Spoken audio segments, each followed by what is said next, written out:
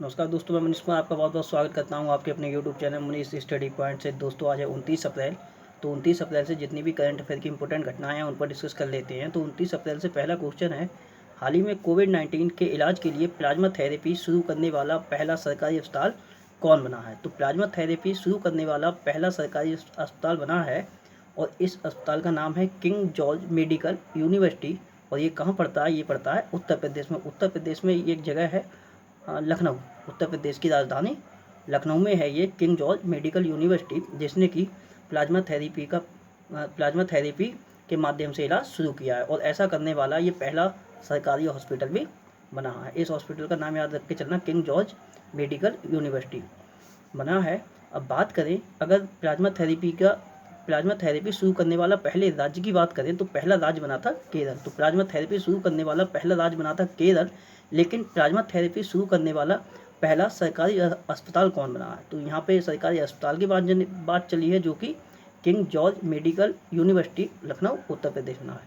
अब बात करते हैं उत्तर प्रदेश। तो उत्तर प्रदेश से आज दो क्वेश्चन हैं, तो मैंने एक ही में किए हैं, क्योंकि जिस स्टेट की बात होती है तो मैं उसी स्टेट में कवर करता हूं। तो उत्तर प्रदेश से एक क्वेश्चन और है कि उत्तर प्रदेश के जो मुख्यमंत्री हैं योगी आदित्यनाथ, मतलब कि उत्तर प्रदेश की जो सरकार है, उन्होंने 30 जून तक सभी सामूहिक कार्यों पर प्रतिबंध भी लगाया है।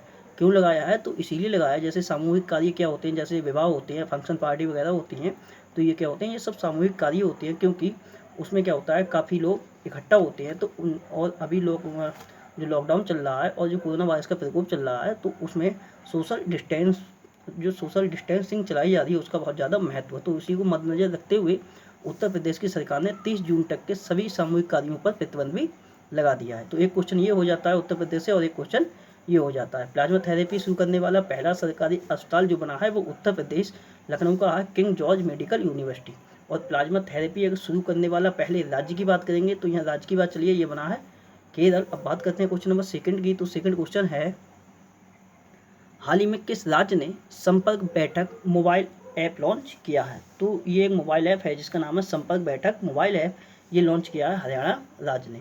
अब बात करें कि ये जो संपर्क बैठक मोबाइल ऐप है, इसका उद्देश्य क्या है या फिर इसके लॉन्चिंग की क्या वजह है, तो और इस ऐप के माध्यम से क्या होगा। तो इस ऐप के माध्यम से, चूँकि ज्ञात होना चाहिए, कोरोना वायरस के चलते जितने भी शैक्षणिक संस्थाएं हैं सभी बंद चल रही हैं, और मतलब कि लॉकडाउन लगा हुआ है, तो उसी के चलते हुए जो स्टूडेंट हैं उनकी शिक्षा प्रभावित ना हो या फिर उनकी शिक्षा में कोई भी बाधा ना आए, तो इसी के लिए ये बनाया गया है संपर्क बैठक मोबाइल ऐप। अब इसके माध्यम से होगा क्या, तो लॉकडाउन के चलते जो कक्षा 5 तक का जो पाठ्यक्रम है, उन पाठ्यक्रम के लिए कार्टूनिस्ट तथा फिल्मों की तरह दर्शाया जाएगा। क्योंकि कक्षा 5 तक के जो बच्चे होते हैं वो कार्टून या फिर फिल्मों के जो माध्यम से जो भी कार्टूनिस्ट प्रोग्राम होते हैं तो उनमें ज़्यादा दिलचस्पी रखते हैं। तो इनका कक्षा 5 तक का जो भी पाठ्यक्रम है उनके लिए कार्टूनिस्ट तथा फिल्मों की तरह दर्शाया जाएगा, ताकि उनकी रुचि बरकरार रहे। तो ये इसीलिए ये चला है संपर्क बैठक मोबाइल ऐप, जो कि कक्षा 5 तक के पाठ्यक्रम तक के लिए ही है। बात करते हैं हरियाणा की।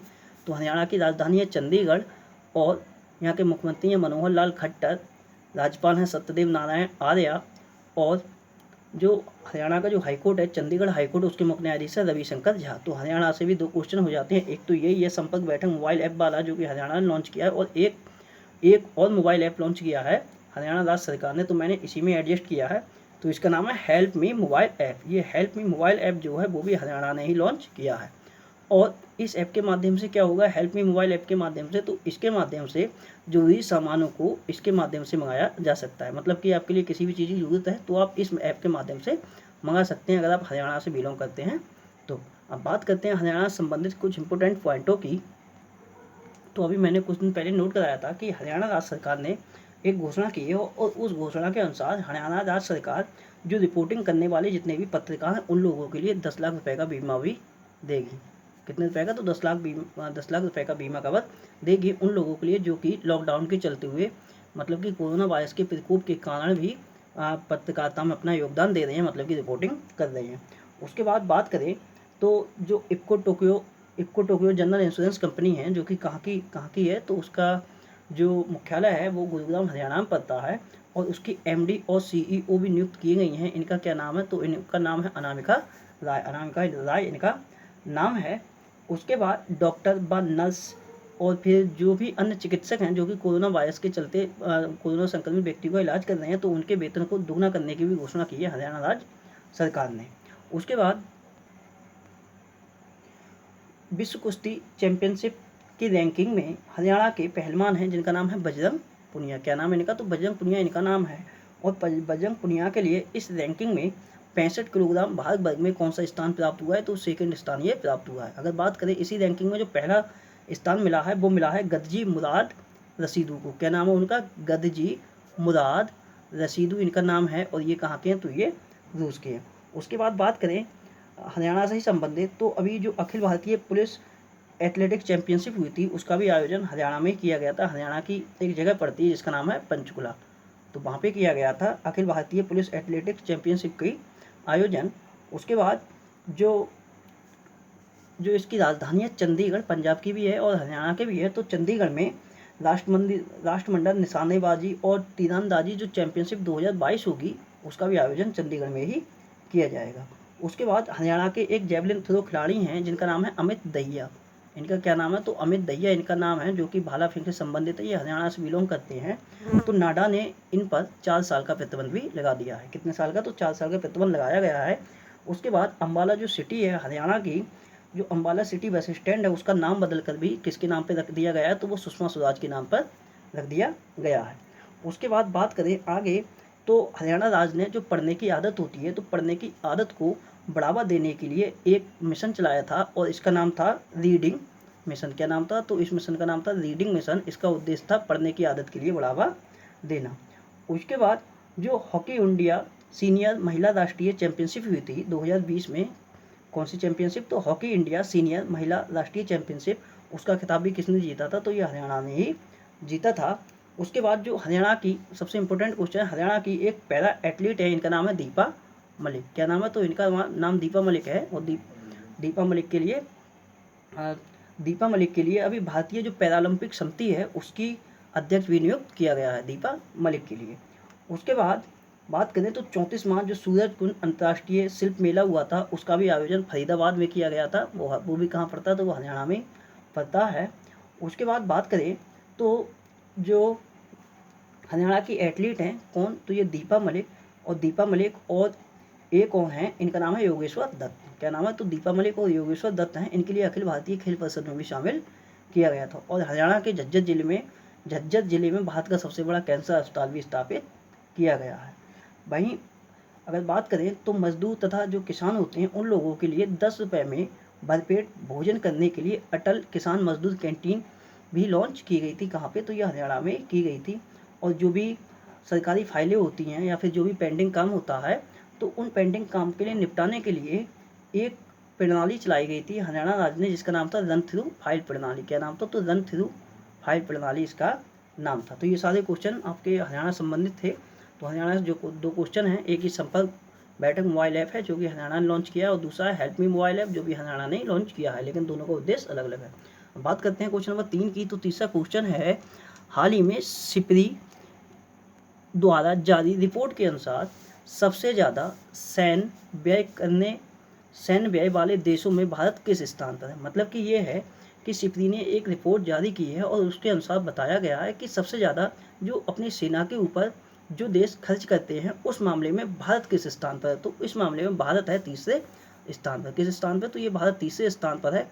अब बात करें कि इस रिपोर्ट में पहले स्थान पे कौन है? तो पहले स्थान पे है अमेरिका। मतलब कि अमेरिका अपनी सेना पे सबसे ज़्यादा व्यय करती है या फिर खर्चा करती है। और दूसरे स्थान पर है चाइना और तीसरे स्थान पर है हमारा प्यारा भारत। अब बात करें यहाँ पे सिप्री की, तो सिप्री की फुल फॉर्म होती है Stockholm International Peace and Research Institute. स्थापना हुई थी 1966 में और मुख्यालय तो स्टॉकहोम में ही है। और चेयरमैन हैं सिप्री के जॉन एलियासन। क्या नाम है? जॉन एलियासन नाम है।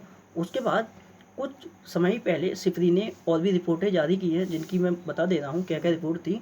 तो कुछ समय पहले ही हथियार आयातक मतलब कि हथियार खरीदने की मामले की रिपोर्ट भी जारी की थी सिप्री ने। तो हथियार खरीदने या फिर आयातक के मामले में जो भारत का स्थान था वो था सेकंड, और हथियार खरीदने में जो पहले स्थान पर वो है सऊदी अरब।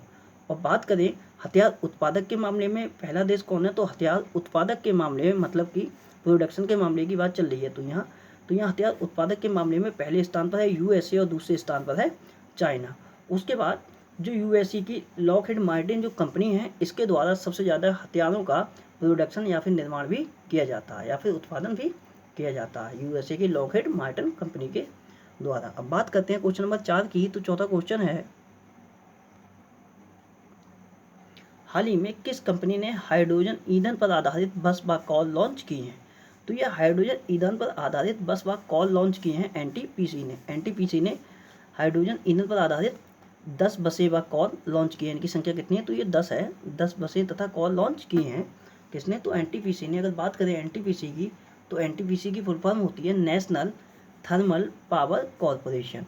स्थापना हुई थी 1975 में, मुख्यालय है नई दिल्ली में, अध्यक्ष हैं गुरदीप सिंह।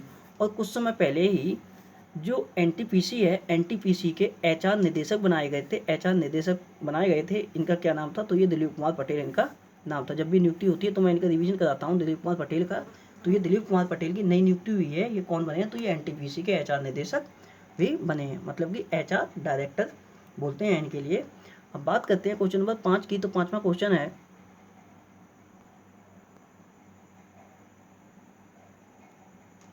हाल ही में किस राज्य ने कोविड-19 मरीजों की सेवा के लिए कर्मी बोट नाम का रोबोट तैनात किया है। तो ये कर्मी बोट नाम का जो रोबोट तैनात किया है वो किया है केरल ने। तो केरल ने कोविड-19 मरीजों की सेवा के लिए कर्मी बोट नामक रोबोट तैनात किया है और केरल में एर्नाकुलम में तैनात किया गया है। हालांकि एक और जो रोबोट है उसकी भी तैनाती की गई है, उसका नाम है नाइटिंगेल 19 नाम है इसका। और इसकी जो तैनाती की गई है वो की गई है कर्नाटक के कन्नूर में। कहाँ पे, तो कर्नाटक के कन्नूर में की गई है। और ये जो कर्मी बोट है इसकी तैनाती की गई है एर्नाकुलम में। अगर बात करें कि ये जो रोबोट हैं अब इनकी तैनाती क्यों की गई है, तो कोरोना वायरस से संक्रमित जो भी मरीज हैं उनकी जो देखभाल की जाती है वो डॉक्टरों के द्वारा की जाती है। तो इससे क्या होता है कि कभी डॉक्टर भी संक्रमित हो जाते हैं, या भी जो भी उन्हें खाना पहुंचाने या दवा देने जाता है तो वो व्यक्ति भी उससे संक्रमित हो सकता है। तो इसी को देखते हुए ये इन रोबोटों की तैनाती की गई है। अब इन रोबोट के माध्यम से क्या किया जाएगा, तो जो भी कोरोना संक्रमित मरीज हैं उनके लिए खाना पहुँचाना, दवाइयाँ पहुँचाना या फिर अन्य जो भी चीज़ पहुँचानी होंगी वो इन्हीं रोबोट के माध्यम से पहुँचाई जाएंगी। अब बात चलिए यहाँ पे केरल की। तो केरल से आज एक क्वेश्चन और है जो कि मैंने यहीं पे लिखा है क्योंकि ये केरल से संबंधित क्वेश्चन था कि कोविड-19 अनुसंधान का मतलब होता है रिसर्च। तो कोविड-19 रिसर्च के लिए विलोकना नामक सर्च इंजन IIITM यहाँ पे IIITM केरल द्वारा विकसित किया गया है। ये एक सर्च इंजन है जिसका नाम है विलोकना। और किसने विकसित किया है, तो इस इंस्टीट्यूट का नाम है IIITM इसका नाम है, जो कि केरल में ही पड़ता है। और ये जो सर्च इंजन है ये आर्टिफिशियल इंटेलिजेंस पर आधारित है। अब इस सर्च इंजन के माध्यम से होगा क्या, ये जो सर्च इंजन है विलोकना नाम से, तो इस पर आप कोविड-19 संबंधित सारा डाटा अपडेट रहेगा। जैसे कहाँ पे कितनी मृत्यु हुई है, मतलब कि सटीक जानकारी यहाँ पे मिल सकती है आपके लिए। कोरोना संबंधित कोई भी जानकारी लेना चाहते हैं तो वो इस सर्च इंजन पर, विलोकना नामक सर्च इंजन पर मिल सकेगी। अब बात चलिए यहाँ पे IIITM की। तो इसकी फुल फॉर्म होती है Indian institute of information technology and management. एक बार दोबारा सुन लीजिए, Indian institute of information technology and management. ठीक, उसके बाद अब बात करते हैं केरल की। तो केरल की राजधानी है तिरुवनंतपुरम, मुख्यमंत्री हैं पी विजयन, राज्यपाल हैं आरिफ मोहम्मद खान। और केरल का जो हाईकोर्ट है कहाँ पड़ता है, तो एर्नाकुलम पड़ता है। तो एर्नाकुलम के जो मुख्य न्यायाधीश हैं वो हैं एस मानिकुमार। अब बात करते हैं केरल से संबंधित समस्त पॉइंटों की, थोड़ा डिटेल में जान लेते हैं। तो जो भी घटनाएं रही हैं केरल में जनवरी से लेकर अब तक, तो उन्हें एक बार फास्टली देख लेते हैं रिवीजन के तौर पे। तो अभी कोविड-19 स्क्रीनिंग के लिए एक तिरंगा पहल की भी शुरुआत की गई थी केरल की सरकार के द्वारा। क्या नाम था इसका, तो तिरंगा था। उसके बाद जो IIM कोझिकोड है, IIM कोझिकोड मतलब कि इंडियन इंस्टीट्यूट ऑफ मैनेजमेंट कहाँ पड़ता है, तो ये कोझिकोड में है, जो कि कोझिकोड कहाँ पड़ता है, केरल में ही पड़ता है। इसके द्वारा आपातकालीन सेवाओं के लिए कोविड-19 से संबंधित जानकारी हेतु एक वेब पोर्टल भी लॉन्च किया गया था। उसके बाद जो कोविड-19 के चलते केरल का एक वार्षिक महोत्सव है जिसका नाम है त्रिशूर पूरम। क्या नाम है? तो उसका नाम है त्रिशूर पूरम। इसके लिए रद्द कर दिया गया है। उसके बाद लॉकडाउन के चलते जो लॉकडाउन के पॉजिटिव तथ्य होते हैं उन तथ्यों से लोगों को अवगत कराने हेतु कोविड कर्री पुकल, क्या नाम था? तो कोविड कर्री पुकल नाम था। कोविड कर्री पुकल अभियान भी लॉन्च किया गया था केरल की सरकार के द्वारा। और कोविड-19 के इलाज के लिए प्लाज्मा थेरेपी की शुरुआत करने वाला भी ये पहला राज्य कौन सा था? तो केरल था। और सरकारी हॉस्पिटल कौन सा बना है? तो वो उत्तर प्रदेश वाला बना है। और हाँ, मैं आपके लिए प्लाज्मा थेरेपी बता दूं क्योंकि शायद मैं फर्स्ट क्वेश्चन में बताना भूल गया था। जो प्लाज्मा थेरेपी होती है, अब प्लाज्मा थेरेपी में होता क्या है, जैसे कोई भी व्यक्ति जो कोरोना वायरस संक्रमित हुआ हो और जब उस व्यक्ति का उपचार किया गया हो और वो व्यक्ति पूर्ण रूप से स्वस्थ हो गया हो, मतलब कि कोरोना संक्रमण से वो व्यक्ति मुक्त हो चुका हो, तो उसके प्लाज्मा में एंटीबॉडी पाई जाती है। तो उनके प्लाज्मा का यूज करके दूसरे जो संक्रमित लोग हैं उन लोगों का इलाज किया जा सकेगा। तो यही होती है प्लाज्मा थेरेपी। तो उसके बाद बात करें तो वॉक इन सैंपल कियोस्क की भी स्थापना कहाँ की गई है? तो केरल राज्य ने ही की है। उसके बाद दरवाजा वितरण योजना भी केरल ने ही शुरू की थी। और संगरोध उल्लंघन करने वाले व्यक्तियों के पता लगाने के लिए जियो फेंसिंग ऐप का भी प्रयोग करने वाला पहला राज्य कौन है? तो ये केरल ही है। उसके बाद जो कोरोना वायरस का संक्रमण शुरुआत हुई थी उस समय कोरोना वायरस से लड़ने के लिए चैन तोड़ो अभियान भी चलाया था केरल राज्य सरकार ने। उसके बाद केरल राज्य में भारत की पहली कॉमर्शियल एलएनजी बस सेवा को भी लॉन्च किया गया है। और केरल का जो हाईकोर्ट है एर्नाकुलम हाईकोर्ट, उसके द्वारा जो स्कूलों तथा कॉलेजों की सभी प्रकार की हड़तालें जो होती हैं उन पर भी प्रतिबंध लगाया गया है। उसके बाद केरल सरकार ने ड्रग माफियाओं से निपटने के लिए एक ऐप लॉन्च किया था, इसका नाम था योद्धव, मोबाइल ऐप था इसका नाम।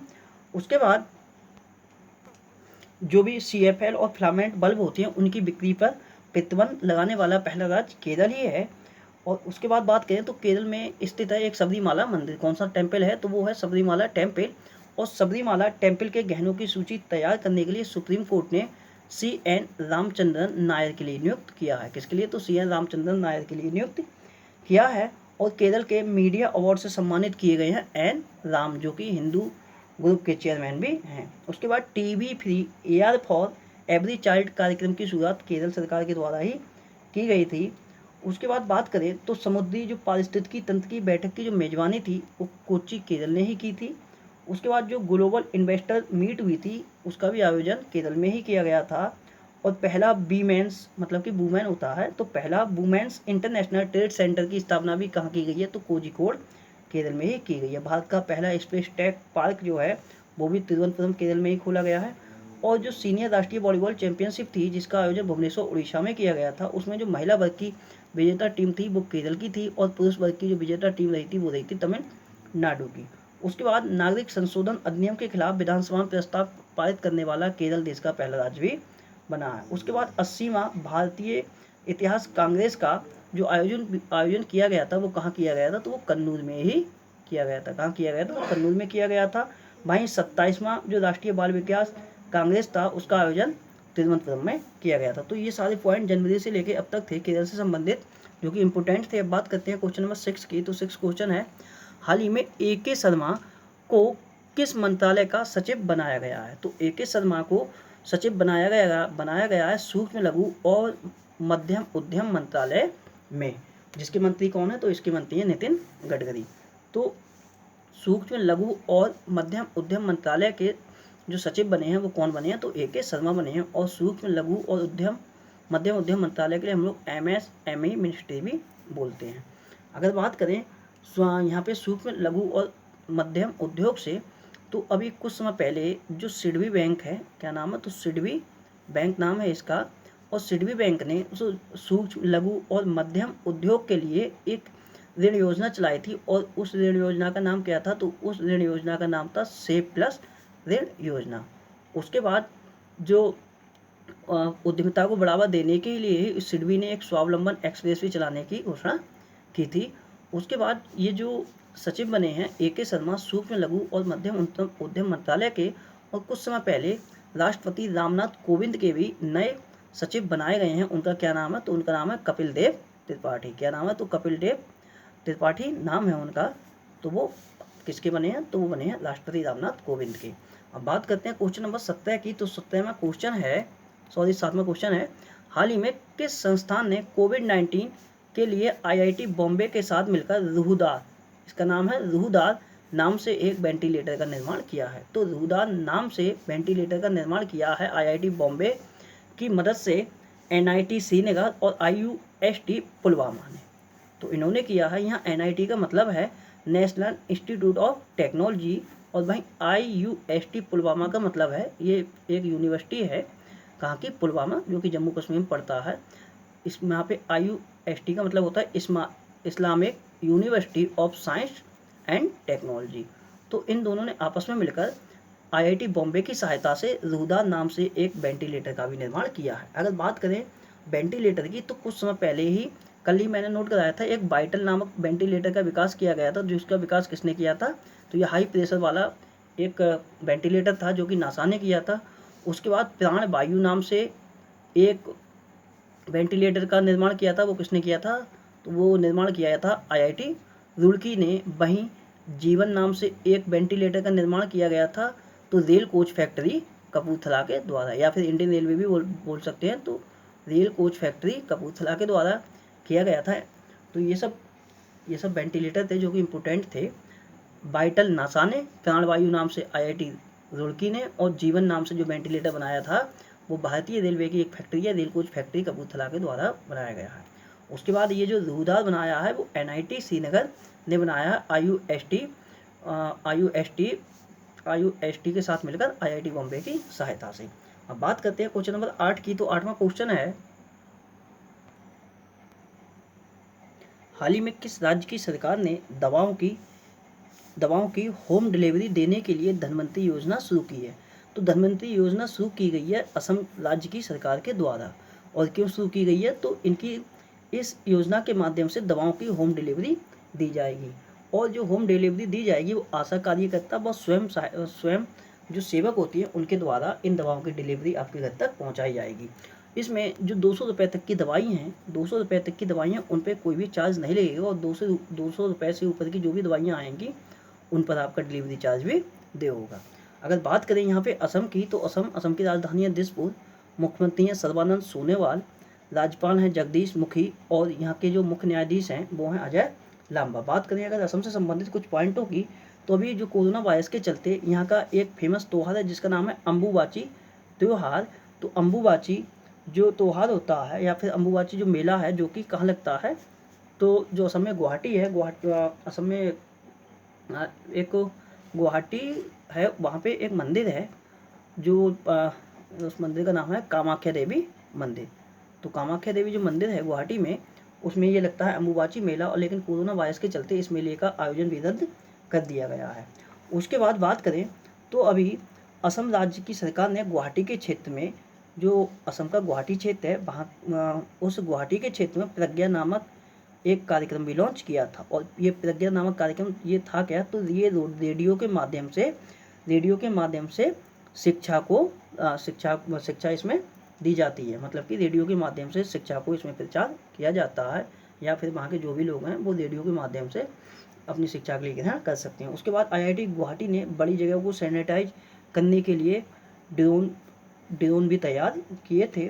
उसके बाद असम राज्य की जो सरकार है, उन्होंने जो निर्माण श्रमिक होते हैं उनके लिए 1000 रुपये की वित्तीय सहायता राशि भी देने की घोषणा की थी कोरोना वायरस के चलते। उसके बाद असम राज्य ने एक डोमेस्टिक क्वारंटीन सेंटर स्थापित करने की भी घोषणा की है। कहाँ पे? वो सूरज जाई स्टेडियम में, और ये स्थापित हो भी चुका है।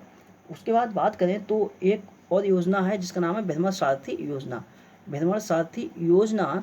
ये भी कहाँ पे लॉन्च हुई है? ये असम में लॉन्च हुई है, और असम में गुवाहाटी के क्षेत्र में। और इस योजना के अंतर्गत क्या है? तो गुवाहाटी का जो क्राइटेरिया लगता है, उस क्राइटेरिया में बुजुर्ग लोग तथा लेडीज फ्री ऑफ कॉस्ट बस में यात्रा कर सकती हैं। वहीं पे अगर बात करें तो भारतीय सेना द्वारा महिलाओं के लिए सेल्फ डिफेंसिंग जो ट्रेनिंग का आयोजन किया गया था, वो कहाँ किया गया था? तो वो भी नलवाड़ी में किया गया था। नलवाड़ी ये कहाँ पड़ता है? तो ये असम में ही पड़ता है। उसके बाद बात करें तो असम के एक पर्यावरण कार्यकर्ता हैं जिनका नाम बहुत फेमस है और काफ़ी इम्पोर्टेंट भी हैं, जादव पायेंग। क्या नाम है इनका? तो जादव पायेंग इनका नाम है। इन जादव पायेंग के लिए अभी 128वां राष्ट्रमंडल पॉइंट ऑफ लाइट पुरस्कार से भी सम्मानित किया गया है। वहीं पर जादव पायेंग के लिए स्वामी विवेकानंद पुरस्कार 2020 के लिए भी नॉमिनेट किया गया है। और यहाँ के जो मुख्यमंत्री हैं सर्बानंद सोनोवाल, इनके लिए डॉक्टर श्यामा प्रसाद मुखर्जी अवार्ड 2020 से भी सम्मानित किया गया है। वहीं अगर बात करें तो 65वां जो फिल्म फेयर अवार्ड हुए थे 2020 के, उसका भी आयोजन असम के गुवाहाटी में ही किया गया था। उसके बाद असम का एक ज़िला है जिसका नाम है सलमारा मनकाचर। क्या नाम है? तो उस ज़िले का नाम है सलमारा मनकाचर। ये असम में एक ज़िला पड़ता है सलमारा मनकाचर। इसके लिए प्रधानमंत्री जो वंदना योजना के कार्यान्वयन के लिए सर्वश्रेष्ठ पुरस्कार का भी पुरस्कार मिला था। किसके लिए? सलमारा मनकाचर के लिए। क्यों मिला था? तो प्रधानमंत्री वंदना योजना के कार्यान्वयन के लिए। उसके बाद ट्रांसपेरेंसी जो इंटरनेशनल है, इसने एक रिपोर्ट जारी की थी और इसने अपनी रिपोर्ट में कहा था कि बजट निर्माण में जो पहले स्थान पर है वो कौन है? तो वो असम ही है। उसके बाद अभी जो गणतंत्र दिवस था उसमें जो सबसे झांकी का अवार्ड दिया गया था वो असम राज्य की झांकी के लिए दिया गया था। उसके बाद अगर बात करें तो थर्ड जो खेलो इंडिया यूथ गेम्स हुए थे उसका आयोजन कहाँ किया गया था? तो असम के गुवाहाटी में किया गया था। कौन से गेम्स? तो तीसरे खेलो इंडिया यूथ गेम्स, तीसरा संस्करण था खेलो इंडिया यूथ गेम्स का, जो कि गुवाहाटी में आयोजित किया गया था। और इसमें सर्वाधिक पदक किसने जीते थे? तो सर्वाधिक पदक जीते थे महाराष्ट्र ने सर्वाधिक पदक इसमें जीते थे। अब बात करते हैं क्वेश्चन नंबर 9 की। तो 9वां क्वेश्चन है, हाल ही में किसने ग्रुप वीडियो चैट के लिए मैसेंजर रूम नामक फीचर लॉन्च किया है? तो ये एक फीचर है जिसका नाम है मैसेंजर रूम नाम से एक फीचर लॉन्च किया है फेसबुक ने। और किसके लिए लॉन्च किया है? इसका उद्देश्य क्या है? तो इसमें हम लोग ग्रुप वीडियो चैट कर सकते हैं और एक बार में 50 लोग इसमें ग्रुप वीडियो चैट कर सकते हैं। तो ये लॉन्च किया है फेसबुक ने।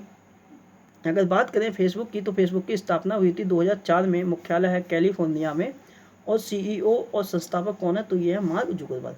अब बात करते हैं फेसबुक से संबंधित कुछ अन्य पॉइंटों की, क्योंकि फेसबुक भी काफ़ी चर्चा में रहा है। तो अभी फेसबुक ने third party fact check system भी शुरू किया है। कहाँ शुरू किया है? तो ये बांग्लादेश में शुरू किया है। और ये जो third party fact check system है ये है क्या? तो ये फर्जी खबरों को रोकने के लिए शुरू किया गया एक सिस्टम है, जो कि बांग्लादेश में शुरू किया है। किसने? तो फेसबुक ने। यहाँ FB का मतलब फेसबुक है। उसके बाद फेसबुक ने जो रिलायंस कंपनी है, तो रिलायंस कंपनी के साथ मिलकर एक सुपर ऐप बनाने की भी घोषणा की थी। और इस ऐप के माध्यम से आप थिएटर टिकट, ट्रेन टिकट, बस के टिकट इत्यादि की टिकट भी प्राप्त कर सकते हैं। उसके बाद फेसबुक ने रिलायंस जियो जो कंपनी है उस कंपनी में 9.9% हिस्सेदारी भी खरीदी है। ये भी मैंने फिलहाल में लिखवाया है। उसके बाद फेसबुक ने पत्रकारिता के समर्थन में $100 मिलियन के निवेश की भी घोषणा की है। कितने? तो $100 मिलियन। अगर मैं पूछूं कि फेसबुक के समर्थन में किस राज्य ने अभी घोषणा की है रुपए देने की, तो वो किसने की है? तो वो की है हरियाणा ने, या फिर उनके समर्थन में कुछ निवेश की घोषणा की है जो कि हरियाणा ने की है। यहाँ बात चलिए फेसबुक की, तो मैंने फेसबुक से संबंधित था इसलिए मैंने बता दिया। अब बात करते हैं नेक्स्ट क्वेश्चन की। तो नेक्स्ट क्वेश्चन है 10वां क्वेश्चन, हाल ही में सरकार ने 21 अक्टूबर तक किस उद्योग को जन उपयोगी सेवा घोषित किया है?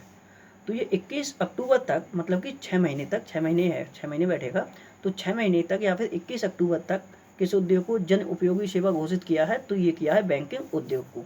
अभी वर्तमान समय में कोरोना वायरस का काफ़ी प्रकोप चल रहा है, तो उसी को देखते हुए बैंकिंग उद्योग के लिए सरकार ने अब जन उपयोगी सेवा घोषित कर दिया है। यहाँ पे ये जो जन उपयोगी सेवा है इसका मतलब ये है, अब ये घोषित हो गया है तो इसका क्या मतलब है? तो अब इसका मतलब ये है कि जितने भी अब बैंकिंग क्षेत्र के जितने भी कर्मचारी हैं या अधिकारी हैं वो लोग स्ट्राइक या फिर हड़ताल नहीं कर सकते हैं।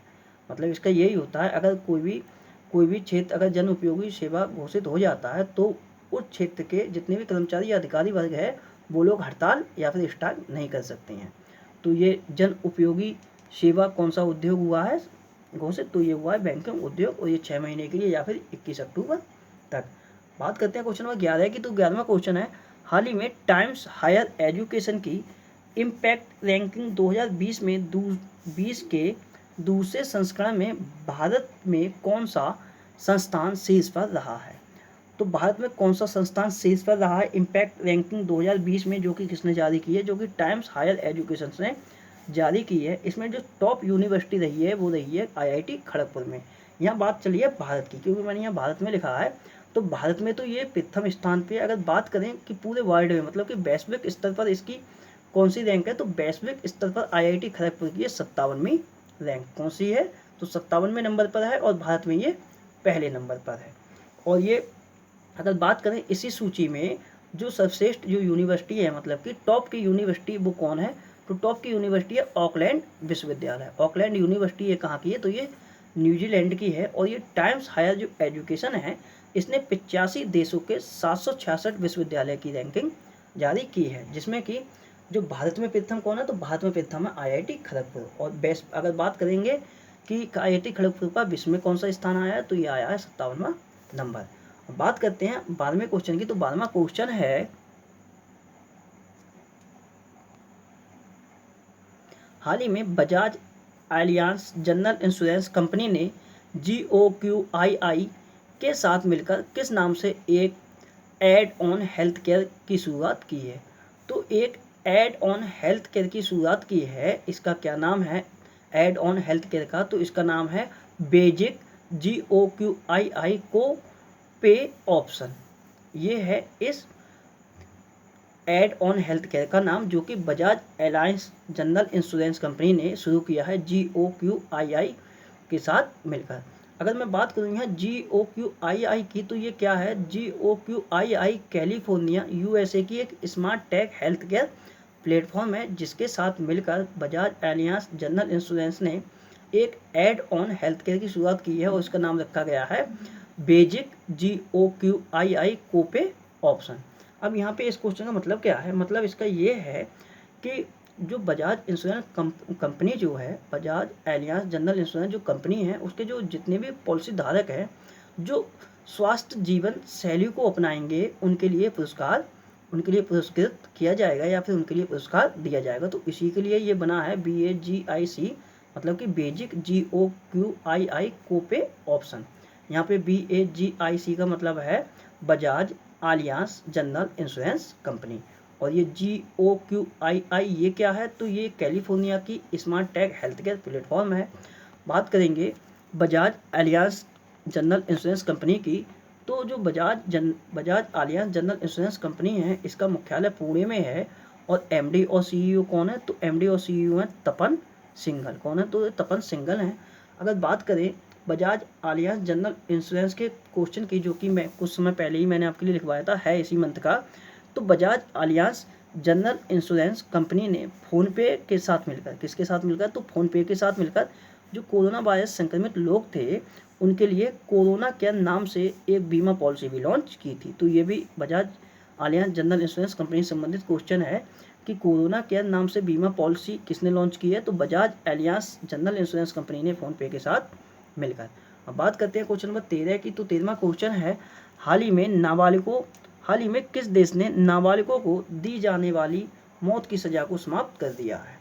तो ये जो मौत की सज़ा दी जाती थी नाबालिगों को सऊदी अरब में, अब वो सज़ा समाप्त की गई है। यहाँ नाबालिग से मतलब है जिनकी एज 18 साल से कम है। पहले कोई भी व्यक्ति होता था 18 साल से कम का जो बच्चा होता था, अगर उसके द्वारा कोई जघन्य अपराध होता था, तो वहाँ की सऊदी अरब की जो सरकार थी, या सऊदी अरब का जो देश है, उसके लिए प्रावधान था कि उसे मौत की सज़ा वो दे सकते हैं। हालांकि ये भारत में लागू तो है नहीं, भारत में लागू नहीं है, क्योंकि 18 साल से जो भी नीचे रहता है उसमें भारत में सज़ा, मतलब कि भारत में मौत की सज़ा तो नहीं दी जाती है। 18 साल से ऊपर जो होते हैं उनके लिए जरूर किसी बहुत ज़्यादा जघन्य अपराध के लिए फांसी हो जाती है। हालांकि लेकिन यहाँ सऊदी अरब में पहले कानून था कि 18 साल से जो भी नीचे हैं, जो भी नाबालिग हैं, अगर उन्होंने कोई जघन्य अपराध किया है तो उनके लिए मौत की सज़ा हो सकती थी। लेकिन अब ये जो मौत की सज़ा होती थी नाबालिगों को, अब ये समाप्त कर दी गई है, सऊदी अरब ने समाप्त की है। अगर मैं बात करूं तो सऊदी अरब ने, कल मैंने आपके लिए क्वेश्चन लिखाया था कि सज़ा के तौर पर जो कोड़े मारने या फिर चाबुक मारने की जो प्रथा थी सऊदी अरब में, वो भी समाप्त कर दी गई है। अब बात चलिए सऊदी अरब की। तो सऊदी अरब की राजधानी है रियाद, मुद्रा है रियाल, किंग है सलमान बिन अब्दुल अजीज अल सऊद। क्या कौन है, तो सलमान बिन अब्दुल अजीज अल सऊद यहाँ के किंग हैं। बात करते हैं क्वेश्चन नंबर 14 की। तो 14वां क्वेश्चन है, हाल ही में किस अंतर्राष्ट्रीय संगठन ने विकासशील देशों का $1 ट्रिलियन से ज़्यादा ऋण माफ करने की घोषणा की है? तो ये किस अंतर्राष्ट्रीय संगठन ने विकासशील देशों के लिए $1 ट्रिलियन से ज़्यादा ऋण माफ करने की घोषणा की है? तो ये घोषणा की गई है अंकटाड के द्वारा। यहाँ अंकटाड का मतलब है United nation on conference on trade and development, जिसकी स्थापना हुई थी 1964 में, मुख्यालय जिनेवा में है और अध्यक्ष हैं मुक्शा कितुई। कौन है? तो मुक्शा कितुई इसके अध्यक्ष हैं। और इसके द्वारा ये घोषणा की गई है कि जितने भी जो विकासशील देश हैं उनका जो $1 ट्रिलियन का जो ऋण है या फिर इससे ज़्यादा जो ऋण है उसके लिए माफ़ कर दिया जाएगा। मतलब कि $1 ट्रिलियन के आसपास जो ऋण है उसके लिए माफ़ कर दिया जाएगा। किसके द्वारा? तो अंकटाड के द्वारा। अगर मैं बात करूँ अंकटाड की, तो मैंने कल एक क्वेश्चन और भी नोट कराया था। इसकी एक रिपोर्ट आई थी और इस रिपोर्ट में ये कहा गया था कि 2020 तक, मतलब कि 2020 में कोरोना वायरस के चलते हुए जो विकासशील देश हैं उन पर $2.6 ट्रिलियन का कर्जा हो जाएगा, मतलब कि ऋण हो जाएगा। उसके बाद बात करें अगर 2021 की, तो 2021 में ये कर्जा कितना हो जाएगा या फिर कितना ऋण हो जाएगा विकासशील देशों पर? तो ये हो जाएगा $3.5 ट्रिलियन का। उसके बाद अंकटाड ने एक रिपोर्ट और भी जारी की थी और उस रिपोर्ट में कहा था कि चीन और भारत की अर्थव्यवस्था को छोड़ दिया जाए तो पूरे विश्व की अर्थव्यवस्था मंदी में प्रवेश कर चुकी है। अब बात करते हैं क्वेश्चन नंबर 15 की। तो 15वां क्वेश्चन है, हाल ही में कोविड-19 के चलते फुटबॉल सत्र को समाप्त करने वाला विश्व का पहला देश कौन बना है? तो कोविड-19 का जो प्रकोप चल रहा है इसके चलते हुए जो फुटबॉल सत्र था उसको समाप्त करने वाला पहला देश बना है नीदरलैंड।